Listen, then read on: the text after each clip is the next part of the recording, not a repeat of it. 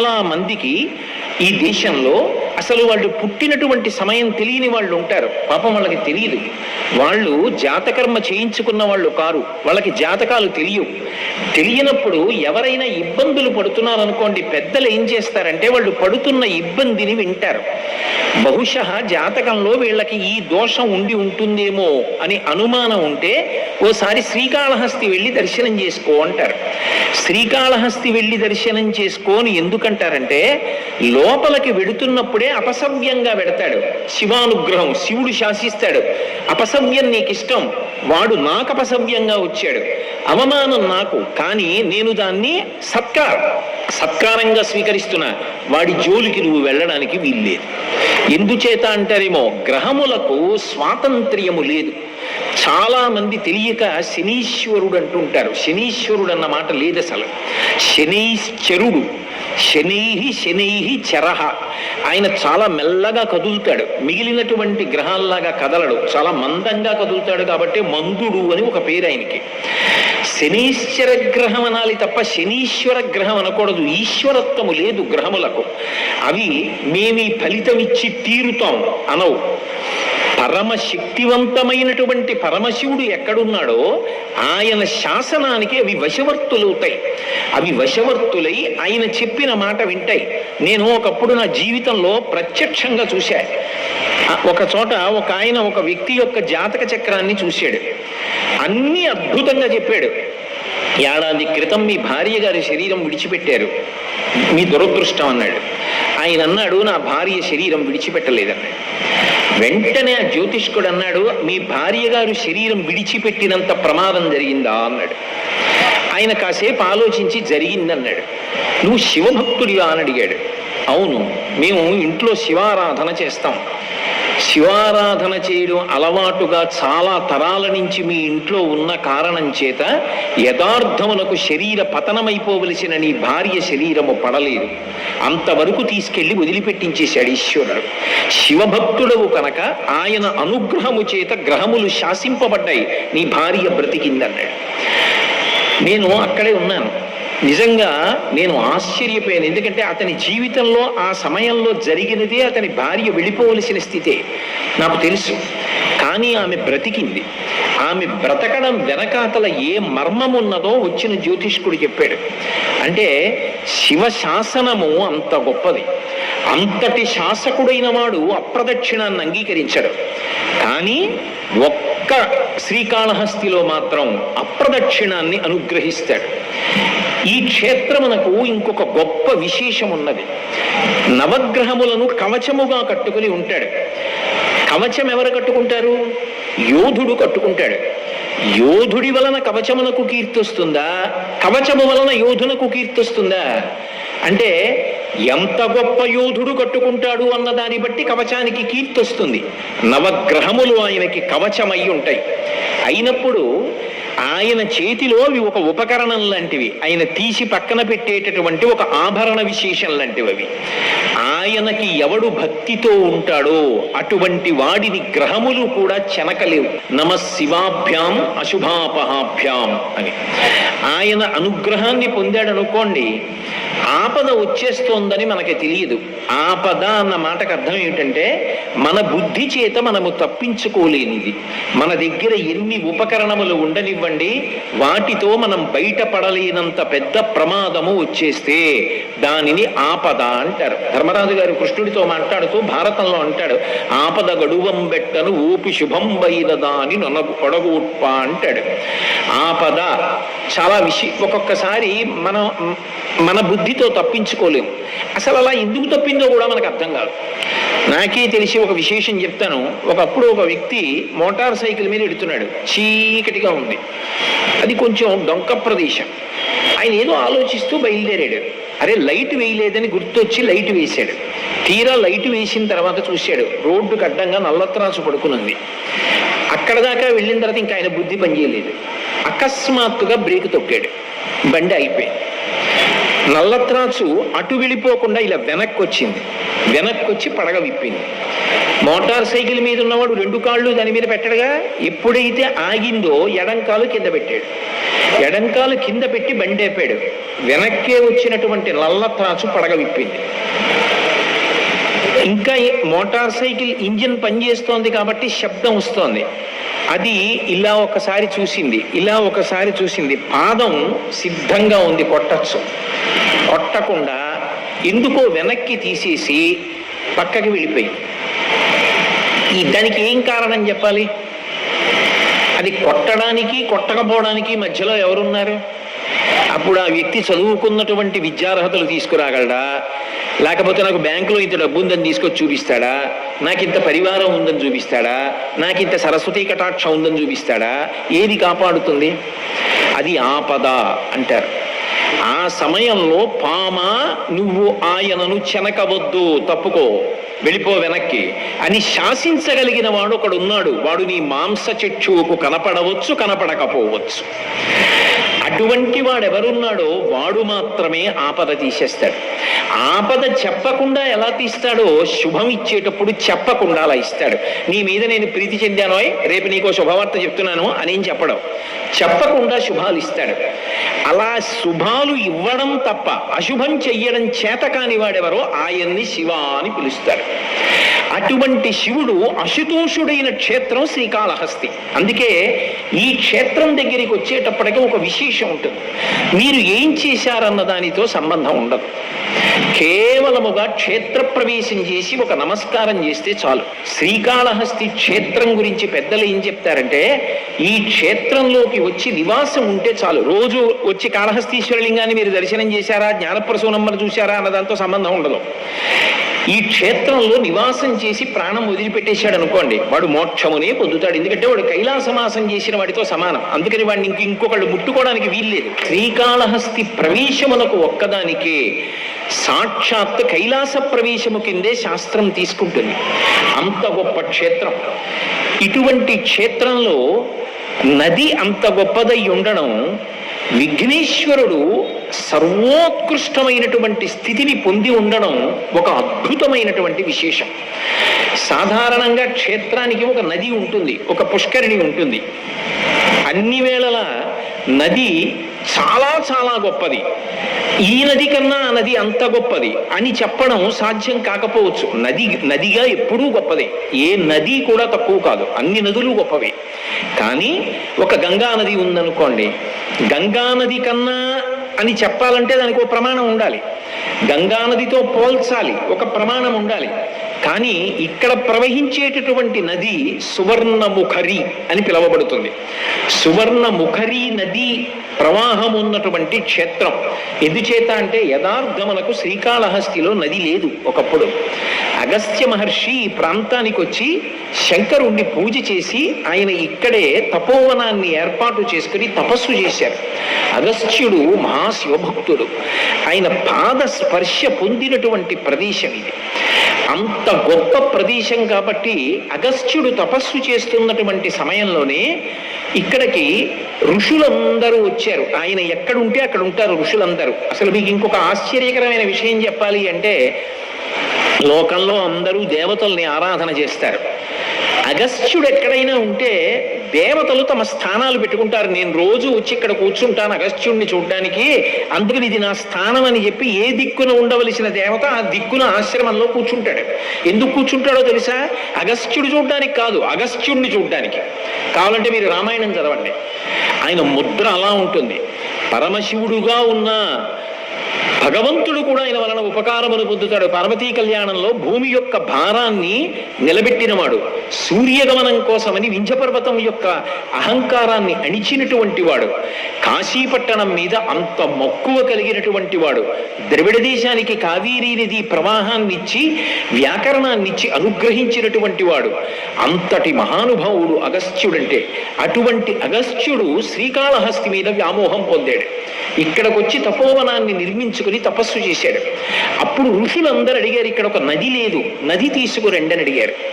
ఆయన అన్నాడు, ఒక నది రావాలి అంటే ఒక పర్వతం మించి ప్రవహిస్తుంది. ఎందుకంటే నదులన్నీ పర్వతానికి కూతుళ్ళ లాంటివి, పర్వతాల మించి వస్తాయి. ఏ పర్వతం మించి నేను తీసుకురావాలని అడిగాడు. వాళ్ళు అన్నారు, నీకే తెలియంది మాకు తెలుస్తుందా? మాకు తెలియదన్నారు. మరి ఎవరిని అడగాలి అంటే, అగస్త్యుడు గొప్ప గాణాపత్యుడు. ఆయన మహాద్భుతమైనటువంటి వినాయకోపాసన చేస్తాడు. అసలు ఆయన చేయని ఉపాసన లేదు, అంత గొప్ప ఉపాసకుడు. వినాయకుడిని చాలా తొందరగా ఎలా అనుగ్రహింపచేసుకోవాలో ఆయనకి తెలిసినట్టు ఎవరికి తెలియదు. ఆయన ఒక మాట చెప్పాడు, గజాసుర సంహారాన్ని పాతాళలోకంలో గణపతి చేశాడు, అందుకని కపిలవర్ణం పొందాడు, అందుకని కపిలుడు అని పేరు పొందాడు. ఇప్పుడు కపిలుడు అంటే నల్లగా ఎర్రగా రెండు రంగులు కలిసి ఉంటే కపిలవర్ణం అంటారు. చాలా మంది కపిలవర్ణం అంటే నల్లా అంటూ ఉంటారు. నల్లావు కాదు, నలుపు ఎరుపు కలిసి ముద్ద రంగు పొందితే కపిల ఆవు అంటారు, కపిల గోవు అని పిలుస్తారు. ఆయన గజాసురుణ్ణి చంపాడు. ఏనుగు ముఖం ఉన్న వాడి చేతిలో తప్ప నేను మరణించనని వరం అడిగాడు గజాసురుడు, అనుగ్రహించాడు పరమాత్మ. అందుకని తన కొడుక్కి ఏనుగు ముఖం పెట్టాడు పరమశివుడు, అసలు రహస్యం లోక సంరక్షణం కోసమని. ఇప్పుడు ఏనుగు ముఖమున్నటువంటి విఘ్నేశ్వరుడు ఏనుగు ముఖమున్న రాక్షసుణ్ణి పాతాళంలో సంహరించి ఆ నెత్తురంతా మీద పడితే కపిలవర్ణం పొందాడు. పొంది పరమ సంతోషంతో పాతాళంలోంచి భూమి వివరం చేసుకుని పైకొస్తున్నాడు. ఆయనకి అమ్మ అంటే విశేషమైనటువంటి ప్రీతి. కంచి కామకోటి పీఠాధిపత్యం వహించినటువంటి చంద్రశేఖరేంద్ర సరస్వతి మహాస్వామి వారు ఈ క్షేత్రం గురించి ఒక మాట చెప్తుండేవారు. వినాయకుడితో కలిసి జ్ఞానప్రసూనాంబ ఈ క్షేత్రానికి వచ్చింది అని చెప్తుండేవారు. అటువంటి వినాయకుడు పాతాళంలోంచి పైకొస్తున్నాడు. అగస్త్య మహర్షి వెళ్ళి ఆయనని ఆరాధించవలసినటువంటి రీతిలో ఆరాధన చేశాడు. ఆయన వెళ్ళి గణపతిని దర్శనం చేశారు. అందుకే ఇక్కడ పాతాళ గణపతి. ఇంకొక పెద్ద విశేషం ఉంది. అసలు గణపతి ఎక్కడుంటారు అంటే మూలాధార చక్రమునందు ఉంటాడు. మూలాధారం అన్ని చక్రాల కిందకు ఉంటుంది, ఉదస్థానమునందు ఉంటుంది. కాబట్టి మూలాధార క్షేత్రస్థితం అని ముత్తుస్వామి దీక్షితారు వారి కీర్తన. మూలాధారం కిందకు ఉండాలి కాబట్టి ఇక్కడ ఉన్నటువంటి గణపతి మూలాధార సూచనగా కిందకుంటారు. పాతాళ గణపతి అన్న పేరుతో ఉంటారు.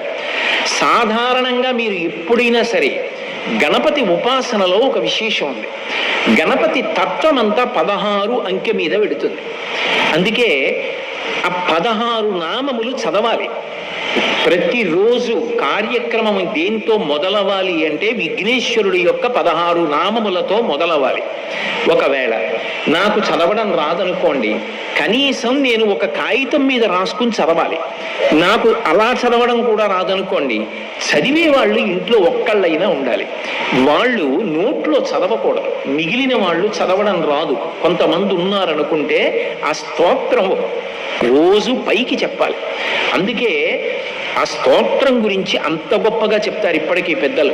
సుముఖశ్చైకదంతశ్చ కపిలో గజకర్ణకః లంబోదరశ్చ వికటో విఘ్నరాజో గణాధిప ధూమకేతుర్గణాధ్యక్ష బాలచంద్రో గజాననః వక్రతుండ శూర్పకర్ణో హేరంబ స్కందపూర్వజ షోడశైతాని నామాని పఠేత్ శృణుయాదపి. నువ్వన్నా చదువు, శృణుయాదపి కనీసం విను. విద్యారంభే వివాహే చ ప్రవేశే నిర్గమే తథా సంగ్రామే సర్వకార్యేషు విఘ్నస్తస్య న జాయతే. దేనికైనా సరే ఇది చదవవలసిందే. ప్రవేశే నిర్గమే తథా. అసలు రహస్యం అంతా అక్కడ పెట్టారు. లోపలికి వచ్చినా బయటికి వెళ్ళినా, ఏ లోపలికి వచ్చి బయటికి వెళ్ళాం, అసలు అది పెద్ద విశేషం ఆ స్తోత్రంలో.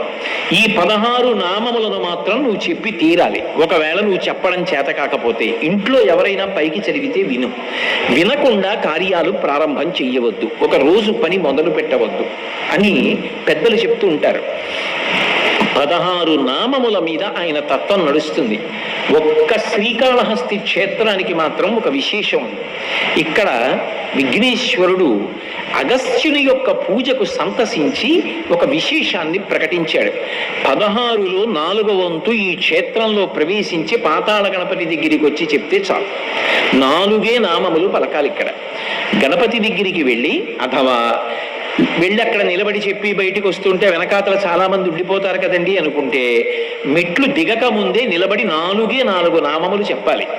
ఏమని చెప్పాలి అంటే గజాననారి అంటే ఏనుగు ముఖము కలిగినటువంటి అసురుడు, రాక్షసునికి శత్రువైనటువంటి వాడు. గజానన అంటే ఏనుగు ముఖం ఉన్నవాడు, అరి అంటే శత్రువు. గజాననారి ఏనుగు ముఖము కలిగినటువంటి రాక్షసునకు శత్రువైనటువంటి వాడా. అలాగే అగస్త్యుని చేత స్తోత్రము చేయబడినటువంటి వాడా, మూడవ, కనీసం నామంగా అక్కర్లా, ఇలా చెప్పినా చాలు.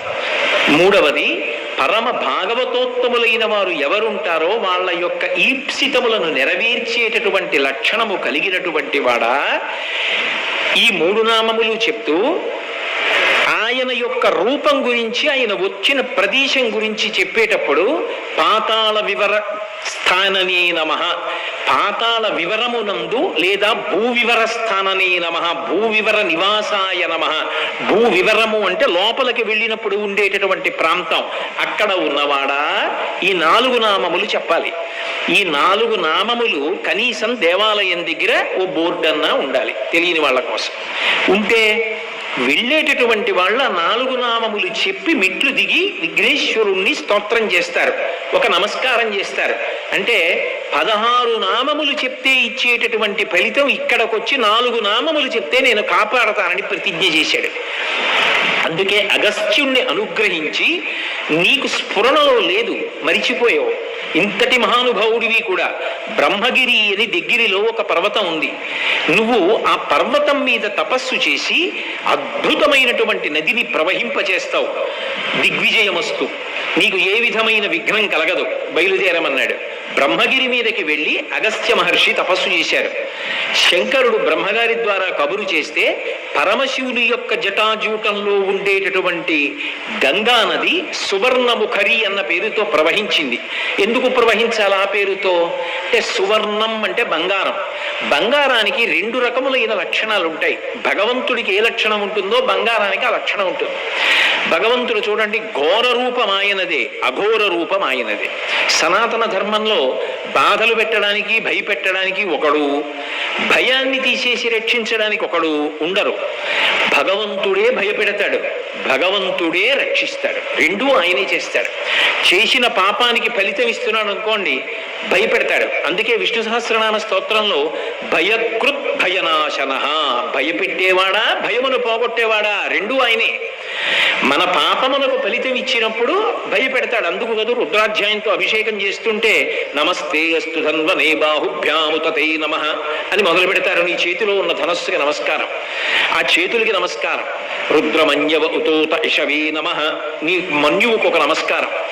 పిల్లలం ఏదో తెలియక తప్పు చేశాం, ఆ ధనస్సు ఏమిటి పక్కన పెట్టేసి, ఆ చెయ్యి ఏమిటి అలా వద్దు, ఇలా అనుగ్రహంగా పెట్టు అని ఆయన్ని ఉభయతర నమస్కారములతో రుద్రాధ్యాయం నడుస్తుంది. అంటే దానిలో ఉన్నటువంటి అంతరార్థం ఏమిటి అంటే, పరమశివుణ్ణి స్తోత్రం చేసి ఆయన యొక్క అనుగ్రహాన్ని పొంది ఘోర రూపాన్ని ఉపసంహారం చేయిస్తారు. పాపములకు ఫలితమని ఇవ్వకు, మేము తట్టుకోలేము, తెలియక చేశాం, మన్నించమని అడుగుతారు. అలా ఇక్కడికి వచ్చేటప్పటికి విశేషం ఏమవుతుంది అంటే, ఈ క్షేత్రం దగ్గరికి వచ్చేటప్పటికి ఇక్కడ పరమశివుడు ఘోర అఘోర రూపములు రెండిటికీ కూడా ఆయన స్థానమైన పంచబ్రహ్మ మంత్ర పఠనంలో ఇప్పటికే అఘోరేభ్యో దఘోరేభ్యో ఘోర ఘోరతరేభ్య అని చెప్తున్నాం కదా. అన్ని విశేషణములు ఉన్నవాడైనప్పటికీ కూడా ఈ క్షేత్రం దగ్గరికి వచ్చేటప్పటికి పరమ ప్రసన్నమూర్తి ఎంత కింది స్థాయిలో అనుగ్రహాన్ని వర్షిస్తాడంటే, వైదికమైనటువంటి ధర్మము తప్పదు, వైదిక ధర్మము తప్పకుండా తన అనుగ్రహ వర్షము చేత ఊహించలేనటువంటివి ఇస్తాడు. అందుకే ఏదో ఇక్కడ అనుకున్నంత తేలిక విషయాలు ఏం జరగలేదు, చాలా అద్భుతమైన విషయాలు జరిగాయి. అందుకే శ్రీకాళహస్తిలో ఎప్పుడైనా ఒక విశేషం జరిగితే దేవతలందరూ వస్తారు. నేను మీతో ఒక మాట చెప్పాలి అంటే, ఎక్కడైనా గిరి ప్రదక్షిణం చేశారనుకోండి, గిరి ప్రదక్షిణం చేస్తే దాన్ని గిరి ప్రదక్షిణ క్షేత్రం అని పిలుస్తారు. ఎందుకంటే కొండ స్థూల శివుడు అని గుర్తు. కొండ స్థూల శివుడుగా ఉన్నాడని ప్రమాణం ఉంటేనే గిరి ప్రదక్షిణం, అంతేగాని కొండకి దారి ఉందని చేయకూడదు. ఆ కొండ స్థూల శివుడని ప్రమాణం ఉన్నదా ఎక్కడైనా పురాణంలో? ఈ కొండంతా శివుడే అని చెప్పవచ్చా? చెయ్యొచ్చు. అరుణాచలం స్థూల శివుడు, గిరి ప్రదక్షిణ ఉంది. శ్రీకాళహస్తి స్థూల శివుడు, గిరి ప్రదక్షిణం చెయ్యొచ్చు. కోటప్పకొండ త్రికూటం 3 శిఖరములతో ఉంటుంది. బ్రహ్మశిఖరం, విష్ణు శిఖరం, రుద్రశిఖరం, 3 కాబట్టి ప్రదక్షిణం చెయ్యొచ్చు.